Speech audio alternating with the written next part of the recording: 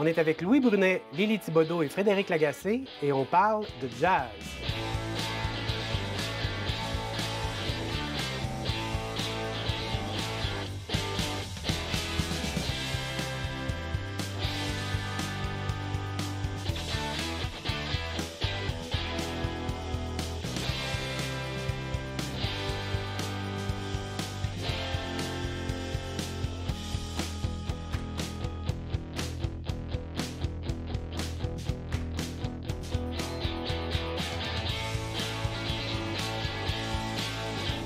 À Hôtel Central, on s'attaque à des sujets des fois compliqués, des fois rébarbatifs, comme par exemple peut-être pour certaines personnes, le jazz. J'adore le jazz. S'il y a une chose que j'ai jamais compris, c'est pourquoi il y a des gens qui détestent autant le jazz. Donc si on peut au moins explorer le sujet avec vous, ça serait vraiment intéressant. Je commence avec toi. Comment a commencé ton amour du jazz? Ça a commencé en voyage. Je pensais pas du tout aller vers cette branche-là, musicalement parlant. J'étais plutôt dans le folk en tant Mais tu jouais déjà d'un instrument? Oui. Déjà, j'étais chanteuse, percussionniste, guitariste. OK. Lors d'une tournée de busking aux États-Unis, on a traversé le centre des États-Unis jusqu'à New Orleans, puis rendu dans cette ville-là où ça respire le jazz, mais c'est un jazz instinctif, c'est pas un jazz réfléchi, c'est un jazz... qui respire, là. OK. La nature de la musique là-bas, elle est jazz. En fait, ben, c'est ça. C'est quand même un ou le berceau du jazz, la Nouvelle-Orléans, c'est ça? Bien, tout cet environnement-là aussi, dès qu'on est approché de Clarksdale, au Mississippi, tout ça, tu sais, là, ça commence à respirer cette culture-là. OK. Fait que ça représente des beaux souvenirs pour toi. Bien, vraiment, mais tu sais, dès que tu entres dans un petit bar de jazz à New Orleans puis que tu entends leur interprétation du jazz, moi, c'est là que, tu sais, c'était pour toujours. Là. À partir de ce moment-là, c'est pour toujours. OK, je viens de comprendre. Ah, c'est ça! Tout, c'est parti. Fait que pour moi, c'était plus le jazz que j'ai appris à l'université. C'était le roots, tu sais, la racine, le jazz traditionnel. Puis moi, je suis restée accrochée à ça. De ton côté, comment ça a commencé? Moi, en fait, j'ai commencé à vraiment capoter sur la musique dans ma vie le jour où est-ce que j'écoutais un album de Red Hot Chili Peppers. Vous allez me dire, bon, ça a très mal vieilli, vous avez raison. Mais un vieil album de bon fun, tout ça, m'a amené à vraiment triper sur la musique et à développer comme un instrument. Je suis guitariste profondément amateur. Et je suis allé, ça m'a amené en fait à faire des études en guitare jazz. Puis donc, c'est là que j'ai été confronté à mes premières connexions avec le jazz. Parce que bon, j'arrivais en guitare jazz, puis bon, moi j'avais plutôt baigné dans le rock, tout ça. Donc, on m'a présenté ce que le professeur de guitare appréciait. Donc, lui, il tripait sur le jazz fusion. Donc, c'est les tribal tech de ce monde, tout ça. Puis... bon, ça collait pas vraiment. Puis, il y avait aussi un gars qui s'appelle Joe Pass, un guitariste jazz, en fait, qui produisait tous les matériels pédagogiques. Donc, ce qui fait que Joe Pass a été une connexion vraiment, étrangement, très importante pour moi. Puis, ben, de fil en aiguille, ça m'a amené, en fait, à connecter avec des styles de jazz un petit peu plus funky, un petit peu plus groovy. Puis, à travers ces styles-là, qui sont un petit peu dérivés du jazz, ça a été le tremplin qu'il me fallait pour moi pour tomber dans l'ensemble, dans le panorama complet du jazz. Et ultimement, ben, ça m'a mené en fait à diriger le Festi-Jazz de Rimouski pendant 7 belles éditions. Donc, c'est ça. Puis pendant ce Festi-Jazz-là, j'étais d'ailleurs avec mon pote Louis Brunet, qui était sur le comité de programmation. Donc, Puis de ton côté, comment ça a commencé? Moi, ça a commencé... En fait, je viens d'un autre monde. En fait, ça a commencé dans une bibliothèque municipale. Moi, je suis mélomane, j'aime beaucoup la musique. J'ai gradué en génie forestier. Je suis ingénieur forestier de formation, de jour. Puis, j'ai toujours aimé de la musique. Je suis arrivé à la Pocatière, mon premier contrat. Je me suis dit, moi, j'aime la musique, mais le jazz, bon, oui, je devrais aimer ça, mais je n'avais jamais écouté. J'ai allé dans la bibliothèque municipale, j'ai emprunté 2 disques. J'avais entendu des noms ici et là. J'ai emprunté Miles Davis, l'album d'Ecoy, et Pat Metheny, Off-Ramp. J'ai tombé en amour avec cette musique-là tout de suite. Puis là, je me suis dit, il faut que j'en connaisse plus, il faut que j'en connaisse plus. Je suis allé à Montréal, j'ai vu Keith Jarrett, j'ai vu Michael Hedges avant qu'il meure. Puis là, j'ai eu la piqûre. Je suis arrivé à Rimouski, il y avait un festival de jazz. Je dit, je vais être bénévole. J'ai été bénévole en 89. Puis en 90, j'arrivais sur le comité de programmation. Là, j'ai appris totalement tout un nouveau vocabulaire, des échanges en anglais avec les artistes pour négocier. Donc, Stéphane Grappelli, j'étais à la programmation quand il est venu, John Pizzarelli. Donc, j'ai fait 7 ans, j'ai eu des enfants, je me suis dit, je vais rester quand même bénévole. Là, je suis dans les loges depuis que je suis parti en 97 de la programmation, donc ça fait 30 quelques années. Mais aussi, entre-temps, quand la station de radio communautaire s'est quand même ouverte, je me suis dit, je veux une émission de radio. Donc, depuis 1990, j'ai une émission de radio jazz de 8h à 23h à toutes les semaines. Donc, c'est depuis 35 ans. C'est comme si le jazz s'imposait constamment à toi. Donc, maintenant, c'est le fun parce qu'avec le numérique, on a accès à beaucoup de jazz dans le monde. Donc, on connaît. Ce mot-là est chargé, puis c'est un peu normal parce qu'on en a parlé tantôt, puis il y a tellement de styles. Mais mettons qu'on revient un peu à ce que tu expliquais, puis qu'on décortique juste pour le plaisir, là, le début du jazz. On dirait que quand on parle de blues, là, il y en a moins de problèmes. Puis, tu sais, on sait aussi qu'au Québec, il y a une tradition catholique, là, avec des chants religieux, puis le gospel aussi, pour certaines personnes, il y a moins de problèmes. Puis là, tout d'un coup, quand on fait évoluer ces deux formes-là dans une structure un petit peu différente ou en absence de cette structure-là, là, tout d'un coup, il y a des gens qui sont moins à l'aise. Est-ce qu'il y aurait un chemin? Est-ce que vous auriez, mettons, 3 artistes, peut-être, de dire, ah, ça, là, quand même, au début, pour commencer, il me semble que ça pourrait faire, là. Miles Davis, c'est pour moi Kind of Blue. C'est un accès comme naturel et évident. C'est de la trompette, puis c'est lent quand même. Oui, c'est lent. T'as raison. Mais c'est ce que tu apprécies là-dedans, ce que tu penses qui est digeste, là, dans le fond. Là. Ce qui pourrait aussi attirer les gens, on retourne en 1959 plutôt 61 avec Bill Evans. Bill Evans, lui, il mixait l'influence jazz européenne avec l'américaine. Puis, c'était des premiers à faire ça en Amérique du Nord. Puis, c'était très mélodique aussi avec Scott LaFaro, le contrebassiste. Il a tout changé dans la contrebasse, le dialogue avec le piano. Donc, c'était fantastique. Puis, c'est très mélodique, ça s'écoute très bien. Puis, il n'y a pas de sax. Souvent, les gens associent le jazz à des solos de sax à pu finir.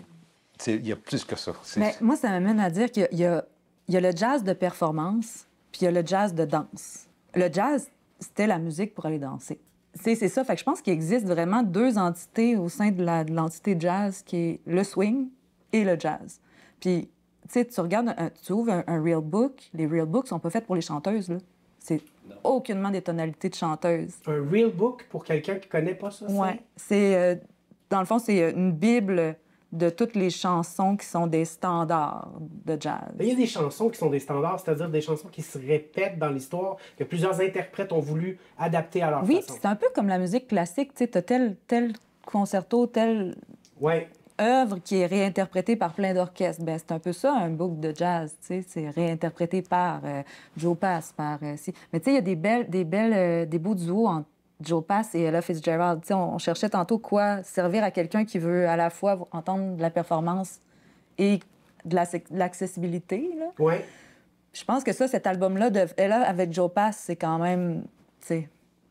Qu'est-ce qui, toi, va te chercher à l'intérieur d'un album ou, par exemple, à travers cet exemple-là dont tu donnes... tu sais, Ella Fitzgerald, c'est presque pas humain tellement c'est beau. Tu sais, c'est quoi, toi, qui va aller te chercher là-dedans? Bien, premièrement, c'était une femme noire, là, ces gens-là, pour se sortir de la misère, tu devenais bon. Plus que tu étais un bon musicien, moins que tu étais dans la misère, je pense aussi. Là, il y avait comme un instinct de survie là, derrière leur chant. L'histoire de cette musique-là est quand même... on peut pas la séparer là, de l'histoire du peuple noir en Amérique. C'est vraiment fondamental et important. Si tu en avais un exemple à me donner de quelque chose qui, pour toi, là, est un exemple... Bien, exemple. Puttin' on the Ritz. Une chanson que tout le monde connaît. If you... On la connaît, Puttin' on the Ritz. Bon. Cette chanson-là, les paroles à la base étaient écrites par un casting noir, fait pour être joué par un casting noir, Puis, à la dernière minute, Irving Berlin a été obligé de changer les paroles puis que ça devienne pour un casting blanc parce que ça allait pas passer puis ça allait pas vendre de billets, ce show-là. OK. T'sais, parce que souvent aussi, c'est ça, ces chansons-là faisaient partie de comédies musicales. OK. Le Netflix de cette époque-là, Ouais, c'était des comédies musicales. Puis c'était pas juste des chansons, c'était des chansons à travers une histoire. Summertime, Porgy and Bess, name it, là, toutes les grandes œuvres. Donc, ça faisait partie d'un tout artistique que là, maintenant, on n'a plus, qui est comme détaché. Ben maintenant, on les détache puis on les interprète. Je pense que plus tard, je pense que c'était une musique. Puis ça, c'est mon opinion, mais je veux dire, c'est peut-être vraiment pas... c'est ma lecture, mais c'était une musique qui était tellement instinctive et pas apprise que c'est devenu un objet de fascination. De comprendre comment ils peuvent jouer quelque chose d'aussi bon sans penser à rien. Comment ça que ça sort comme naturellement, cette musique-là. Comme tu disais, en émanant du blues, j'ai l'air des formes peut-être un peu plus complexes après, puis tout ça, mais c'était tout... quand je ramène ça à la danse aussi, c'est que c'était juste une question de bounce, de groove, de vouloir... c'est ça. Puis ces œuvres-là ont été après ça réinterprétées plus tard, puis de façon sublime avec des solos. On s'entend que le jazz, c'est des formes ouvertes où il y a des solos, puis là, l'interprète, part dans toute sa puissance, là, puis c'est ça qui est intéressant d'écouter.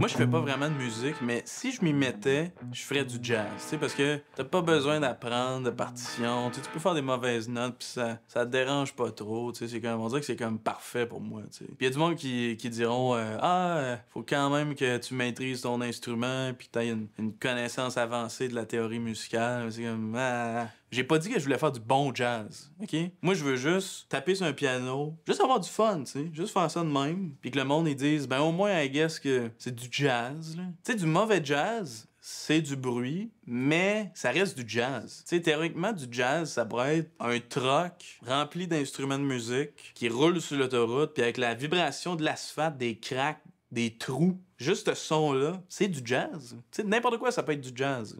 Blablabla. Ça, c'est du jazz. C'est du jazz. Ça, c'est du jazz, I guess. C'est du jazz, ça. Jazz. T'entends un vélo. Ça, c'est du jazz. T'entends quelqu'un, là, se dropper un marteau sur le pied. Ah! Ça doit être du jazz, si je me fie à ce que j'ai dit. En même temps, je suis pas un expert, là. Je suis comme le contraire. Je suis comme quelqu'un qui dit n'importe quoi. Peut-être que pas tout est du jazz, finalement.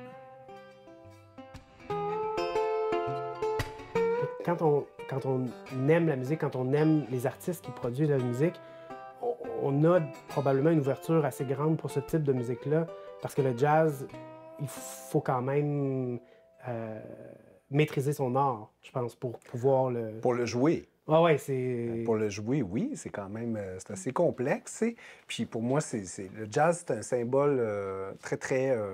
de liberté et de libération aussi, t'sais. Parce que, bon, souvent, ce sont des interprètes ou des créateurs qui sont très érudits. Ils sont très érudits quand même de la musique. Puis, ils sont capables, en fait, d'improviser sur des formes, sur des suites harmoniques extrêmement complexes, puis d'innover là-dedans, puis de penser à l'extérieur de la boîte. Moi, ça m'impressionne. Puis on n'est pas dans la recherche... du cliché ou de l'œuvre accessible à tout prix comme on retrouve dans la pop. Puis il y a quelque chose de fort intéressant, quelque chose d'athlétique, en fait, aussi à travers une certaine forme de jazz, parce que je suis d'accord avec toi quand même. Il y a aussi comme ce jazz-là qui se fait dans la simplicité, puis qui rentre dans toi, puis qui est tout naturel. Qui est plus organique. Qui est plus organique. Moi, dans la tête. Puis c'est un jazz qui est plus gonflé, qui est plus tonifié, là, si on veut. Festif, peut-être aussi, là, le côté, on fait la fête en cachette, là, tu sais, le côté prohibition de la chose. Là, on se retrouve ici quasiment dans un endroit, on est genre dans un petit lieu Ça rappelle l'époque de la prohibition. de prohibition. Puis, tu sais, il y avait un esprit un peu, tu sais, c'est ça, il fallait se cacher. Puis, il faut pas oublier qu'à Montréal, là, je ne veux pas nous emmener sur une autre piste complètement, mais l'époque des grands cabarets montréalais, tu sais, aux États-Unis, c'était la prohibition. Puis où est-ce qu'ils venaient faire le party? C'était à Montréal, tu sais. Ils nous ont légué des théâtres absolument magnifiques aussi, tu sais. Il y a eu beaucoup de... C'est sûr que tôt ou tard, notre chanson d'ici a été influencée par ces grands-là qui sont venus... Ça, c'est intéressant. Il y a les racines, en fait, il y a du jazz, finalement, dans à peu près tous les styles musicaux actuels. Il y a des racines qu'on peut aller chercher. C'est quelque chose qui revient souvent. Mais tu as dit quelque chose qui est important, je pense, comme quoi il y a quand même une partie du jazz qui n'est pas pop. Oui. C'est ça aussi son identité. Et donc, c'est vrai que ça serait normal que ça soit pas si facile d'aimer ça, mettons, parce que ça te prend quand même certaines connaissances, une habitude aussi à être surpris peut-être. C'est un escalier, en tout cas pour moi, je pense en tout cas qu'il faut franchir des étapes. Des OK. étapes, en fait, d'appréciation. Des étapes d'appréciation, là, tu sais. Moi, Louis, tu sais, toi, t'es rendu très haut, là, tu sais, je veux dire, là-dedans, dans l'escalier. Bien, c'est sûr, parce que on se colle tout ça à la musique qu'on écoute à la radio, à la radio commerciale, pour dire, ben non, on va aller plus loin que ça, puis on commence avec le jazz plus électrique. Et il y a des jazz qui sont plus mélodiques aussi, que les gens ont plus apprécié. Ceux qui intègrent ça dans leur musique, bien, souvent, sont plus accrocheurs aussi au niveau du succès ou de ce qu'on écoute. On parle de jazz, le monde dit de la musique de pense-bon, tu sais, c'est snob, bon, ils disent qu'ils aiment ça, mais dans le fond, personne n'aime ça. Toutes sortes d'idées comme ça qu'on entend des fois. Puis, je pense que possiblement, ça vient entre autres de la virtuosité, de la complexité de la musique. Mais je pense qu'il y a quand même des belles occasions comme celle dont tu as parlé, où est-ce qu'il y a des rencontres entre des types musicaux, des genres musicaux, puis ça nous offre littéralement des bijoux, là, des trucs vraiment intéressants pour ce qui est de l'interprète, mais aussi des gens. J'ai un nom en tête, là, à Montréal, Charlie Biddle. Oui. C'était pas le plus grand musicien. Je pense qu'il a fait un album avec ses compositions ou des standards, mais il était tellement aimé du monde. Il rassemblait les gens, puis il m'a tellement... Je l'ai croisé 3 ans là, à Rimouski quand on faisait des spectacles au gouverneur. C'était plein. C'était pas un virtuose du tout, là.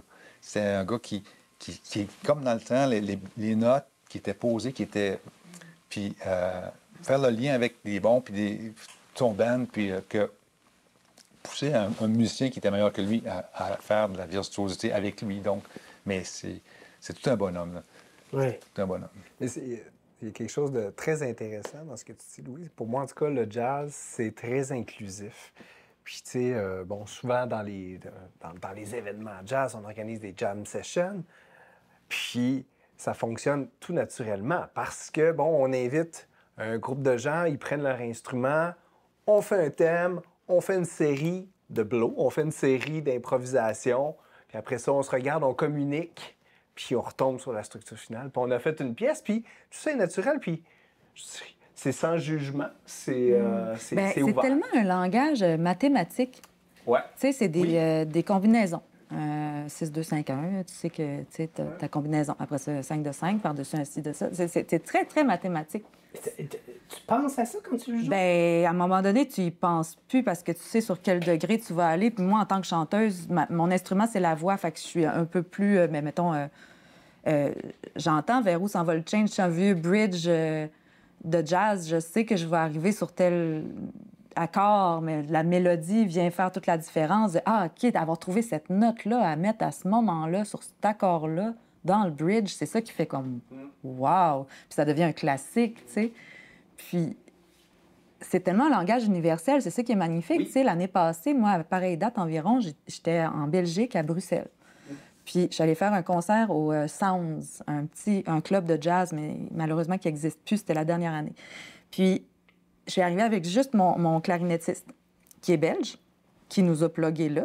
Fait que je suis pas débarquée là avec mon band, là. Je suis arrivée avec mon book mon livre de partition de mon spectacle de T420 que je joue ici au Québec.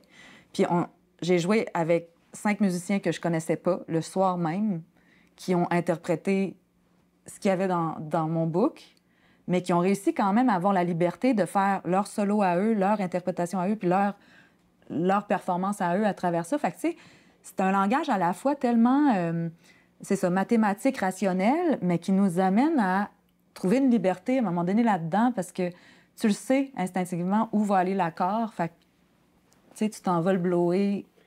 C'est fou parce qu'on parle quand même des gens qui venaient d'un pays différent que tu n'avais jamais rencontré, mais il y a quelque chose d'universel. Oui, c'est ça, c'est un langage. Mais en même temps qui permet une libre expression, d'être très libre là, comme, en tant qu'interprète dans ce qu'on fait. Oui, mais surtout aussi quand là, on approche dans du jazz un peu plus moderne, les formes sont plus éclatées, les modes sont complètement mélangés, des fois c'est complètement atonal, puis c'est parfait, mais je comparerais ça quasiment à de la cuisine. Tu sais, quand tu veux être rassuré, tu vas chez Saint-Hubert. Là. Ça va être classique. C'est sûr que ta petite sauce, puis c'est un classique. Ouais, c'est ça. Mais quand tu veux être surpris, puis essayer des affaires, tu vas ailleurs, là, tu sais. Puis là, tu goûtes à de la gastronomie, puis des fois, c'est complètement quelque chose de flyé, que, tu sais, c'est quasiment de la science, là, de la mixologie, de la tu sais. Ouais. Fait que c'est un peu ça aussi, là. Quel est le plus beau moment que vous avez vécu en jazz? Tantôt, tu disais que tu as eu l'occasion de voir Miles Davis. Oui, bien, Rimouski, on a été jumelés pendant quelques années avec Jazz à Vienne, un festival à côté de Lyon, donc c'est Jazz à Vienne dans la cour, proche du Côte-Rôtie, puis le très beau vignoble. Donc, on avait été jumelés, puis on voulait refaire le jumelage. On dit, ben Louis, toi, tu es à la programmation, on désigne pour y aller. Donc, c'est en 1991. Moi, j'arrive là. J'étais seul du festival. Puis là, bon, OK, il me donne ma passe. Puis à soir, c'est Miles Davis qui ouvre. Et puis, Miles, ça m'avait impressionné parce qu'il était tellement une grande légende. Il parle pas. Il y avait une affiche, mettons, c'était Poggy qui c'est son trompettiste. Poggy fait le solo. Puis il jouait tout le temps dos aux gens. C'était assez impressionnant. Ouais. Impressionnant. Puis j'avais des gens, on connaissait des gens aussi. Je savais où il avait logé. Puis je sais que la chambre d'hôtel n'était pas trop belle quand il est parti de là. Oui, mais je me demande, est-ce que ça fait le même effet comme quand on voit un tableau ou une sculpture d'un grand maître, Van Gogh, Rodin, moi je l'ai remarqué, je vais dire, ah ok, je comprends. Je comprends pourquoi il y a quelque chose de spécial, pourquoi les gens traitent tant que ça. Est-ce que ça fait le même effet quand on voit en vrai, quand on entend une performance de... Ah, oui. Ah oui, à ce point-là, oui. Puis les gens, Rimouski, on n'est pas en reste parce qu'on a vu Stéphane Grappelli quelques années avant qu'il décède. C'était tellement merveilleux. Il y avait de la misère à se bouger. Il était en chaise roulante. Puis quand ils l'ont apporté sur le stage, il a pris son violon. Puis c'était comme s'il avait 30 ans. C'était merveilleux. C'était merveilleux. La communication aussi avec ses musiciens proches de lui, pas de techno le moins possible, acoustique. Puis c'est merveilleux d'avoir assisté puis de l'avoir côtoyé aussi en personne. Donc, c'est vraiment un beau moment pour le public rimouskois aussi. C'était vraiment... C'est quoi ton moment à toi? Bien, moi, ça va connecter avec ce que Louis dit parce que le jumelage entre le Festival Jazz de Rimouski et Jazz à Vienne a été repris de mon époque à la direction. Fait que moi, je suis allé 4 ans à Jazz à Vienne, en France, qui est un superbe festival. Et le 13 juillet, il y a la All Night Jazz. C'est la fête des Français. Donc, il y a du jazz toute la nuit, jusqu'à 7 heures du matin. Et moi, j'ai vu à 5 heures du matin, dans un état un peu second, Kamasi Washington, qui pour moi, en fait, est un de mes prefs, là. C'est Kamasi, pour moi, c'est un idole, c'est un des jazzman modernes, contemporains que j'écoute le plus. Puis c'est ça, donc Kamasi joue à 5 heures du matin, au lever du soleil, derrière le théâtre antique, puis sur toute la vallée du Rhône. Magnifique. Eh bien, merci d'avoir jazzé toute cette émission avec nous. C'était vraiment, vraiment fort intéressant, cette petite émission sur le jazz.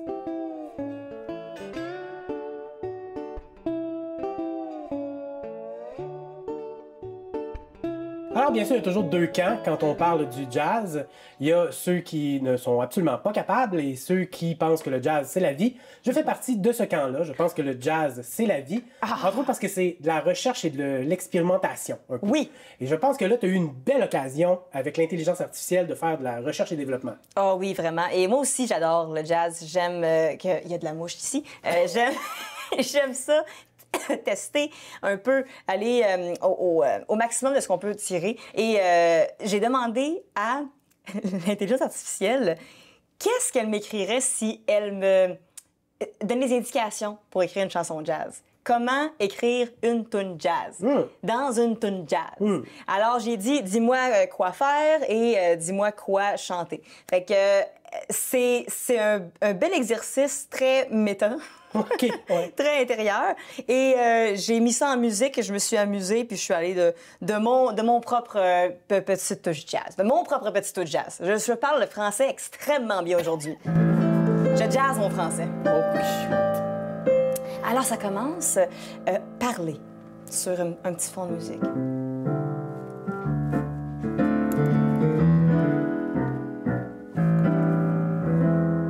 Pour écrire une chanson jazz, écoute-moi bien, mon ami. Faut d'abord lâcher prise, laisser couler ta mélodie.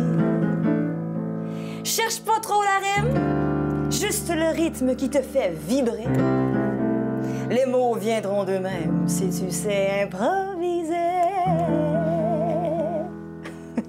Puis là, ça a vraiment l'air semi-français. Tu sais, il met des trucs, mais on dirait vraiment que c'est français, fait que je vais la faire très à la française.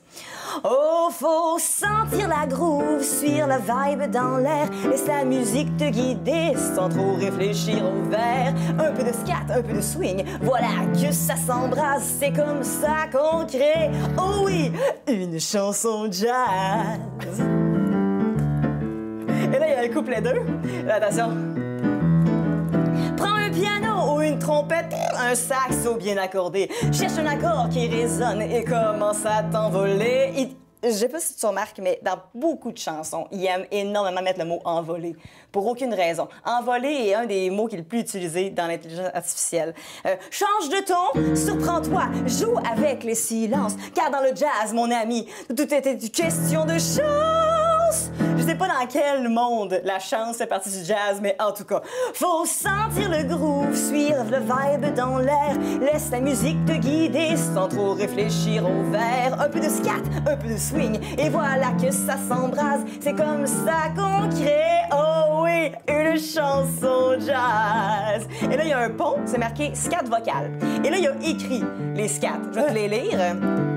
Bada bada, choubidoua. Tu cherches ton chemin, tu sais pas où ça s'en va. Chou bop bop, yeah, laisse-toi porter. Dans le jazz, tout est liberté. Puis là, il y a le refrain qui revient. Oh, faut sentir le groove, suivre la vibe dans l'air. Laisse la musique te guider sans trop réfléchir au vers. Un peu de scat, un peu de swing, et voilà que ça s'embrase. C'est comme ça qu'on crée, oh oui, une chanson jazz. Choubidoua. Je suis quand même... C'est traumatisé parce que je me sentais dans un film de Walt Disney, et donc, comme dans les Aristochats, genre, tu sais, là... Un peu. Je me demande d'où ils prennent leurs idées, finalement, pour Mais ces c'est chansons-là. peut-être juste ça, ouais. L'intelligence artificielle, that's it. Oui, c'est Disney, en fait, là. C'est juste ça.